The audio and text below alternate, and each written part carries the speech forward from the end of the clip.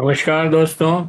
मैं हिम्मत से एक बार फिर आपके सामने उपस्थित हूँ एक नए विषय को लेकर। दोस्तों, आपको ये तो सभी जानते ही हैं कि पिछले 37 38 39 दिन से ईरान और अमेरिका का वार चल रहा है। अमेरिका और इजराइल ने ये युद्ध ईरान पर थोपा है। लेकिन ये सबको आश्चर्य हो रहा है इस बात से कि ईरान 39 दिन तक सुपर पावर अमेरिका के सामने कैसे तन के खड़ा है और चुनौती दे रहा है ईरान अमेरिका को कि आ जाओ, भेजो आपके सैनिक हमारे यहाँ, उतारो सैनिक, हम देखते हैं एक भी जिंदा नहीं है। तो एक इस्लामिक देश, एक मुल्ला जिसकी लीडरशिप कटमुल्लाओं के हाथ में, मौलाना के हाथ में, मुल्लाओं के हाथ में, और वो देश इस तरह से कैसे खड़ा है, इसके पीछे कारण क्या है, ये जानने की उत्कंठा सब में होगी। मेरे में भी थी। मैंने कुछ पता किया। फिर मैंने ईरान में तेहरान शहर है एक बहुत बड़ा, जिस राजधानी है तेहरान शहर की, तो और उसके पास में ही एक खुर्खुम शहर भी है। तेहरान की राजधानी में हर रात, अभी जब युद्ध चल रहा है और मिसाइलें गिर रही है, जबरदस्त ईरान पर हमला हो रहा है, बॉम्ब गिर रहे हैं, उस समय लाखों की संख्या में तेहरान में लोग आकर के खड़े हो जाते हैं और देखते हैं, और वहां पर विरोध प्रकट करते हैं, अमेरिका का विरोध करते हैं, युद्ध का विरोध करते हैं, शांति और अहिंसा के पक्ष में बात करते हैं। लेकिन लाखों लोग जो है, युद्ध के समय, युद्ध मतलब बम्बारमेंट हो रहा है, बम्बारमेंट हो रहा है, मिसाइलें चल रही है, और फिर वहां पर इस तरह से एकजुटता दिखाई जा रही है कि लाखों लोग, लाखों मतलब 8 8 10 10 लाख लोग इकट्ठे होते हैं तेहरान के अंदर, और अलग अलग चौराहे पे भी होते हैं, एक साथ भी होते हैं, और फिर वहां पर अमेरिका का विरोध किया जाता है, अमेरिका और इसराइल के खिलाफ भाषणबाजी भी होती होगी और नारे लगते हैं, और शांति के पक्ष में रहा। तो ये एक बहुत असामान्य बात है, सामान्य बात नहीं है। तो इसके पीछे देखा जाए कि इतना इतना जज्बा और इतना लड़ाई का मादा, एक एक पिछड़े हुए देश में जिस पर 47 साल से सैंक्शंस लग रहे हैं, ईरान अपना तेल नहीं बेच सकता, ईरान अपनी यहाँ से कोई चीज नहीं, कुछ नहीं कर सकता है, सब जगह अमेरिका ने अपने सैंक्शंस लगा रखे हैं। वो देश इतनी ताकत से उनके सामने कैसे खड़ा है, ये एक बड़ा आश्चर्य का विषय है, और इसी पे हमने थोड़ा सा बात की। तेहरान में जिंदगी बहुत सामान्य चल रही है, मतलब एकदम सामान्य तो नहीं है, लेकिन लगभग सामान्य है। ये उनका खूम शहर के सैयद जेदी हैं, उनका कहना है। बाजार खुले हैं, कभी कभी धमाके होते हैं तब बंद भी हो जाते हैं, लेकिन आमतौर पर खुले रहते हैं। तेहरान में 1.25 करोड़ लोग रहते हैं, 1,25,000 को। रात में तो बहुत रौनक रहती है वहां पर, और ईरान में इसलिए कोई फर्क नहीं पड़ता, जनता बहुत जज्बे वाली है। वही रौनक रहने का मतलब, लोग इकट्ठे होते हैं, नारे लगाते हैं, विरोध करते हैं, और सारी चीजें, और खाने पीने की चीजों की कोई कमी नहीं है वहां पर। बल्कि वो कहते हैं कि युद्ध के समय तो और सस्ता हो गया माल, खाने पीने का, क्योंकि यहाँ से निर्यात नहीं हो रहा है, निर्यात नहीं होने की वजह से कई चीजें सस्ती हो गई है, और सप्लाई भी बढ़ाई है सरकार ने, सप्लाई चेन ठीक की है। तो उसकी वजह से जो है यहाँ पर सब ठीक ठाक है। स्कूल उन्होंने कहा ऑनलाइन। अब ये बहुत आश्चर्य की बात है कि स्कूल ऑनलाइन है, जबकि अमेरिका ने सारे सैंक्शंस लगाने की वजह से फेसबुक, व्हाट्सएप, गूगल, जीमेल सब बंद हो गए, मतलब इंटरनेट ही करीब करीब बंद है। तब ये सब चीजें, स्कूल ऑनलाइन कैसे चल रहा है, बैंकिंग ऑनलाइन कैसे हो रही है, और बहुत सारी चीजें ऑनलाइन हो रही है, ये कुछ समझ में नहीं आया। एप्स ऐसे हैं जो खाने पीने की चीजें मंगवा सकते हैं उन पे फोन करके। टैक्सी वैक्सी मंगवानी है तो मंगवा सकते हैं, जैसे आपने उबर और अ, मंगवाते हैं उस तरह से वहां पे भी टैक्सी मंगवा सकते हैं। तो ये सब चीजें उस समय हो रही है जिस समय युद्ध चल रहा है। और और अमेरिका ने सैंक्शन लगा रखी है, और सारा तकनीकी जितना भी अमेरिका के पास है, गूगल और माइक्रोसॉफ्ट और ये सब चीजें वो बंद कर रखी है। तो ये एक बहुत बड़ी बात है। और यूनिवर्सिटीज चल रही है, प्राइवेट यूनिवर्सिटीज अपने हिसाब से उनकी इच्छा से चल रही है। कॉलेज और विश्वविद्यालय अपने अपने स्थिति के अनुसार चल रहे हैं। बैंक में रोटेशन से काम हो रहा है। कई ब्रांचें हैं एक बैंक की, मान लीजिए, तो कभी तीन बंद रही, कभी तीन, दूसरी तीन बंद रही, कभी तीसरी तीन बंद रही, इस तरह से। निजी दुकानें, कार्यालय तो अपने हिसाब से चल ही रहे हैं। सरकारी ऑफिसेज भी शिफ्ट में चल रहे हैं। और आपको आश्चर्य, इस बात से भी आश्चर्य होगा कि लोकल बॉडी चुनाव जो हैं वो हैं अभी मई में। मई में तारीख भी तय है उसकी। ये पहले से तय किया हुआ था, जब चुनाव मतलब युद्ध नहीं हुआ था तब से तय है। लेकिन अभी नया जो नोटिफिकेशन आया है उसमें भी यही कहा है कि निश्चित तारीख पर चुनाव होंगे, कोई रद्दोबदल नहीं है। और एक दिन में सारे देश में चुनाव होंगे। मतलब आप देखिए कि हमारे यहाँ तो एक प्रांत में चार चार पांच पांच आठ आठ चरण में चुनाव होते हैं। और वहां पर, ये बात सही है कि वो छोटा है, लेकिन हमारे प्रदेशों से तो बड़ा ही है। 9 करोड़ 10 करोड़ की आबादी है वहां पर।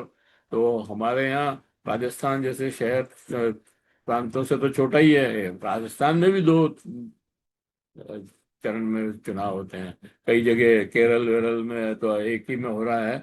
लेकिन उत्तर प्रदेश और उत्तर प्रदेश या आपने ये उत्तराखंड, हिमाचल, सब जगह, मतलब कश्मीर में तक दो दो तीन तीन चरण में चुनाव होते हैं।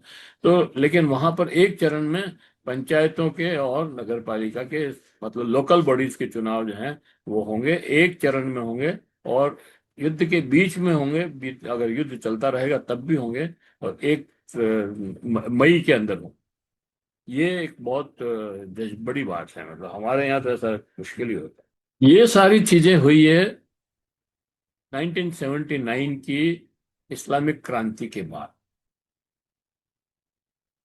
1979 में के पहले वहां पर अ, पहलवी राजा राजा पहलवी का राज था। वो राजा था उस देश का। और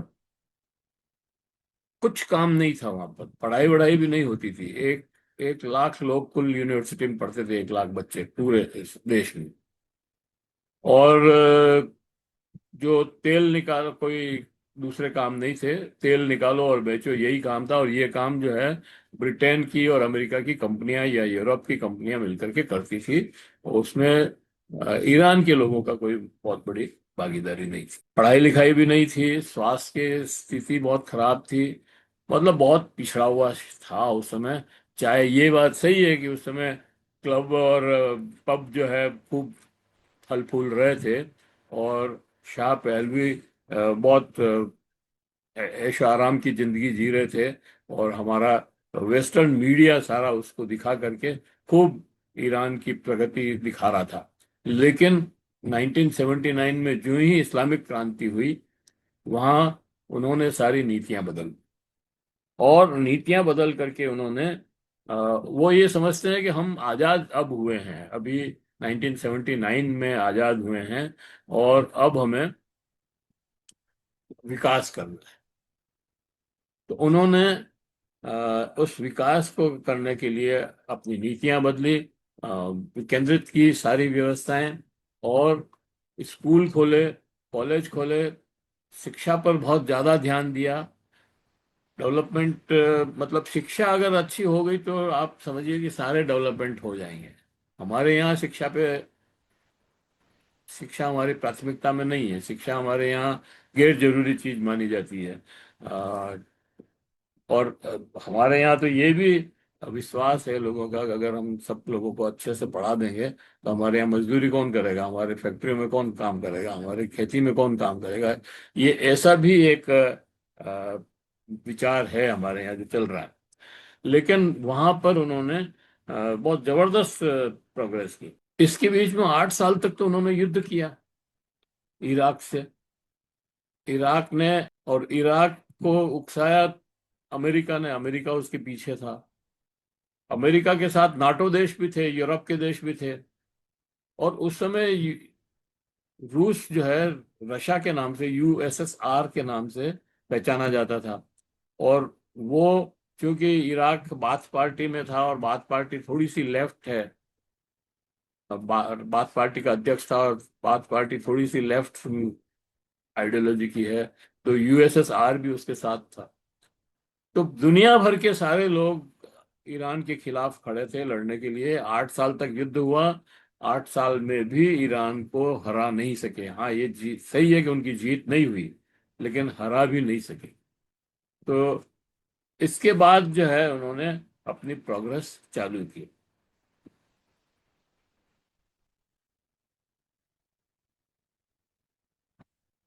अब ये हुआ कैसे, इसके ऊपर वो कहते हैं कि, अब वो ये बताते हैं कि हमारे यहाँ 1947 1979 से, मतलब 47 साल से अ, अमेरिका ने सैंक्शंस लगा रखे और हमें प्रतिबंधित कर रखा है।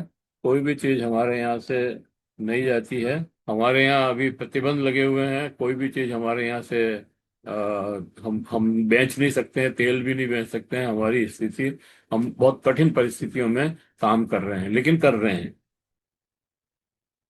हमने प्रतिरोध का रास्ता अपनाया, और प्रतिरोध के रास्ते अपनाने से हम में ये जज्बा पैदा हुआ कि हमें हम अपने आप को प्रूव करना है। और ये बात जो है उस युद्ध के बाद चालू हुई कि हमें दिखाना है कि हम जिंदा हैं, हमारा वजूद है। और ये जज्बा ईरान में है। जैसे गाजा में फिलिस्तीनियों ने इतना सब कुछ सहा, 2 साल तक युद्ध हुआ, वहां पर सारे ये सारी बिल्डिंगें नाश हो गई, ध्वस्त कर दी, सारा सब कुछ हो गया खत्म। उसके बाद भी वहां का आदमी और वहां का फिलिस्तीनी, मतलब, और हमास दोनों जिंदा हैं। और उनके ऊपर इसका कोई असर नहीं है, अभी भी वो लड़ने को तैयार हैं। अलग फिलिस्तीनी देश और आजाद फिलिस्तीनी देश मांग रहे हैं। तो यही जज्बा, और इससे भी कई ज्यादा जज्बा जो है ईरान के लोगों में था। इसलिए उन्होंने ये लड़ाई लड़ी और आज इस स्थिति में है कि हम वो ईरान जो है अमेरिका को टक्कर दे रहा है, इसराइल को भी टक्कर दे रहा है। दोनों मिल करके ईरान के पीछे हैं, लेकिन ईरान उनको टक्कर दे रहा है। और ईरान की इतनी ताकत उन्होंने दिखाई है कि यूरोप के देश डर रहे हैं साथ आने के लिए। इराक में तो नाटो के देश आए ही थे ना सब साथ, यहाँ क्यों नहीं आ रहे हैं? इसीलिए कि ईरान के पास इतनी ताकत है कि वो उन देशों में भी अपने एयर स्ट्राइक कर सकता है, मिसाइल स्ट्राइक कर सकता है, और उनके देशों पे भी उनको बर्बाद। इसलिए वो जो यूरोप के देश हैं वो ये कह रहे हैं कि हमारी लड़ाई नहीं है भाई, ये तो आप लड़ो, हम नहीं जानते हैं। तो ये सबसे, अच्छा, वहाँ सबसे बड़ा पावर प्लांट है, वो भी सिर्फ 2-2.5% लोगों को सप्लाई करता है। और पूरे देश में अच्छी सप्लाई है। अलग अलग प्लांट है सब जगह, कोई एक एक के ऊपर आधारित नहीं है। आत्मनिर्भर सोसाइटी। और उस आत्मनिर्भरता में इन सैंक्शंस का सबसे बड़ा रोल है। सभी स्कूल वहाँ बहुत अच्छे हैं। शिक्षा की अगर हम बात करें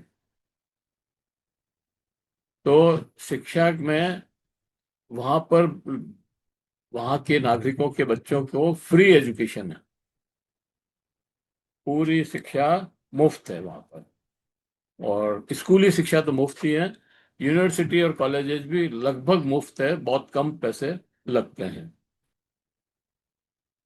और वहाँ वर्ल्ड क्लास स्कूलों में, बेस्ट स्कूलों में सरकारी स्कूल है, प्राइवेट स्कूल नहीं है। प्राइवेट स्कूल भी हैं वहाँ, बहुत सारे प्राइवेट स्कूल हैं, लेकिन वो टॉप रैंक में नहीं है, आते हैं। टॉप रैंक में सरकारी स्कूल ही आते हैं। और सरकारी स्कूलों में लाइन लगती है एडमिशन के लिए, क्योंकि सब लोग बहुत अच्छे नंबर से पास होते हैं यहाँ पे। और ग्लोबल रैंकिंग भी बहुत अच्छी है स्कूलों की। तो ये एक बड़ा कारण है उनका, इन सारी चीजों में। विरोध की राजनीति, विरोध प्रतिरोध की नीति अपनाने से लोगों में एकता बढ़ी, सामाजिक एकता बढ़ी। और जो चीजें हमारे पास नहीं थी प्रतिबंध के चलते, तो वो हमने बनानी शुरू की, वो हमें हमने तैयार करना शुरू किया। और हमको compete करना है, ये करके हमने उन चीजों का शोध की उसके ऊपर। और आप देखो साक्षरता दर वहां पर 91 से ज्यादा है। और 24-25 साल के बच्चों में तो 98 है। हर बच्चे को पढ़ना जरूरी है वहां पर। हमारे यहाँ जैसे भीख मांगते हैं वैसे नहीं मांग सकते, हमारे यहाँ बच्चे काम करते हैं वैसे नहीं कर सकते। वो 98% साक्षरता का मतलब ये है कि 100% बच्चे पढ़ने जाते हैं। महिला शिक्षा की हालत यह है कि वहाँ विश्वविद्यालयों में 50% से ज्यादा महिलाएं पढ़ रही है। वो आपको ताज्जुब होगा, आप वो सिर्फ कपड़े का दुपट्टा लगाना और नहीं लगाने के उस सीन को देख करके समझते होंगे कि यहाँ लड़कियों को तो पढ़ने ही नहीं दिया जाता होगा, यहाँ लड़कियों महिलाओं पे तो बहुत अत्याचार हो रहा है। लेकिन नहीं, वो बिल्कुल अ, एक तो वो वेस्टर्न मीडिया जो चीजें दिखाता है वो बहुत आधी अधूरी दिखाता है। और दूसरी बात यह है कि वहां पर, हाँ वो है जरूर, अ, बुर्का और वो कपड़े से सर ढकना और ये सारी चीजें हैं वहां पर। लेकिन जितना दिखाया जाता है उस तरह का कुछ भी नहीं है वहां पे। स्कूल कॉलेजेस में, मतलब कॉलेज में, विश्वविद्यालयों में लड़कों से ज्यादा लड़कियां पढ़ रही है। और डॉक्टर, इंजीनियर, टेक्निकल साइट्स में भी, साइंस में, सब जगह लड़कियों का बहुमत है, मतलब वो सबसे ज्यादा पढ़ने वाली है। और डॉक्टर्स की नौकरी भी वो सबसे ज्यादा कर रही है। मैं आपको बताऊंगा, मैं हमने सब कुछ अपना तैयार किया। साक्षरता में इतना नंबर, महिला शिक्षा का ये 1979 के बाद साक्षरता बहुत तेजी से बढ़ी है। महिला साक्षरता बहुत तेजी से बढ़ी, पहले बहुत कम थी। राजा पहलवी के जमाने में और अमेरिका का जो इनडायरेक्ट राज था वहां पर, तब बहुत कम साक्षरता थी। उसके बाद बढ़ी है सारी, 79 के बाद। और हर रोज एक नया स्कूल खुल रहा है, 8 स्कूल रोज खुल रहे हैं औसत। 1 लाख से ज्यादा स्कूल हो गए हैं वहां पर। और 500 से ज्यादा यूनिवर्सिटियां हैं वहाँ। यूनिवर्सिटी ऑफ तेहरान सबसे बड़ी यूनिवर्सिटी है। शिक्षा का ढांचा 6 से 11 साल तक की अनिवार्य शिक्षा है। शिक्षा का स्तर बहुत अच्छा है, महिलाएं की भागीदारी बहुत अच्छी है, विज्ञान और इंजीनियरिंग में मजबूत है। स्वास्थ्य की स्थिति बहुत अच्छी है, मजबूत गांव स्तर, मजबूत प्राइमरी हेल्थ सिस्टम, गांव गांव में डॉक्टर पहुंचा है। सरकारी स्कूल या नेटवर्क बहुत बड़ा है। आयु 75 से 77 साल की उम्र होती है वहाँ लगभग औसतन। आपातकालीन सेवा उम्दा है। घटना के 4 मिनट में घटना स्थल पर एम्बुलेंस और मेडिकल फैसिलिटी पहुंच जाती है, जो कहीं पे भी नहीं है। हमारे यहाँ तो 1-1 घंटे तक, 2-2 घंटे तक नहीं आती है, फोन करने के बाद भी नहीं आती। 60-70 मेडिकल कॉलेज हैं, यूनिवर्सिटीज हैं, मेडिकल यूनिवर्सिटीज 70 के करीब मेडिकल यूनिवर्सिटीज हैं। 6,000 से 8,000 डॉक्टर हर साल निकल रहे हैं, एमबीबीएस स्पेशलिस्ट और अन्य मेडिकल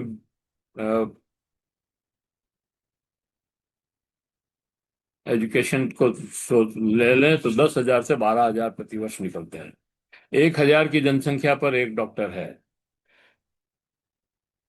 ईरान का मॉडल बिल्कुल अलग मॉडल।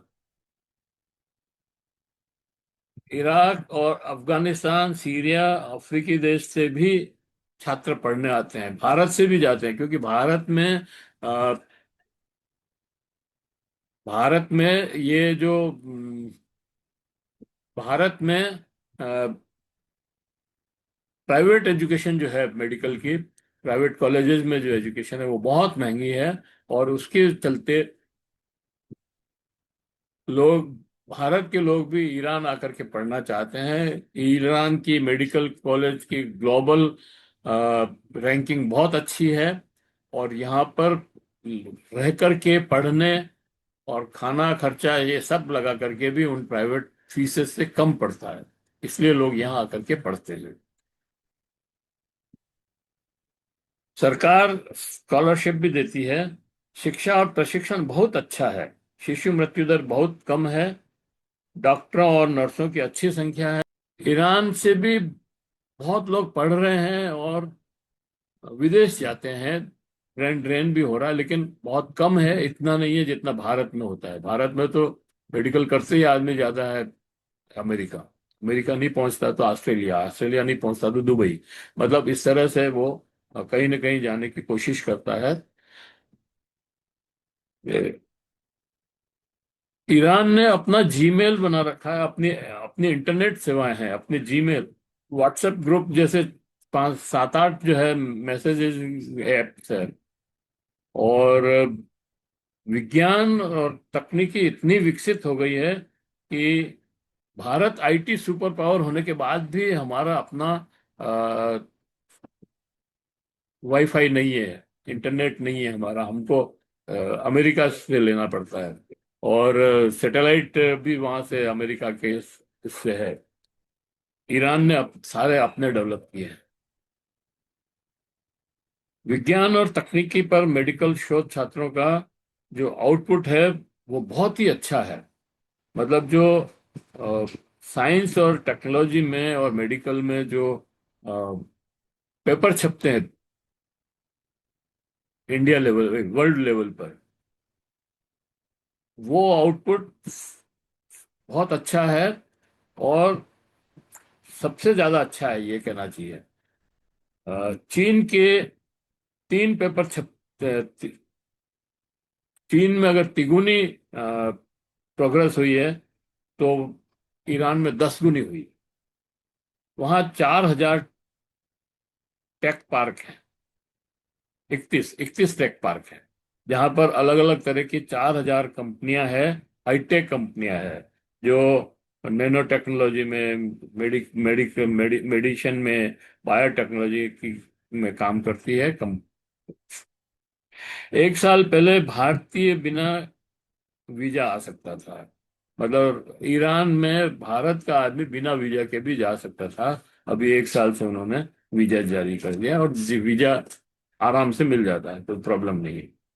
पश्चिम के मीडिया ने ईरान के विकास पर पर्दा डाल रखा है। ईरान की लीडरशिप मुल्ला है, मौलाना है, कट्टर देश है, निश्चित रूप से पिछड़ा देश ही होगा, यही प्रचार रहता है। लेकिन अपनी जनता पर जुल्म करने वाला देश है। आ, लेकिन आपको ये जानकर आश्चर्य होगा कि सब लोगों का हेल्थ इंश्योरेंस है उनका।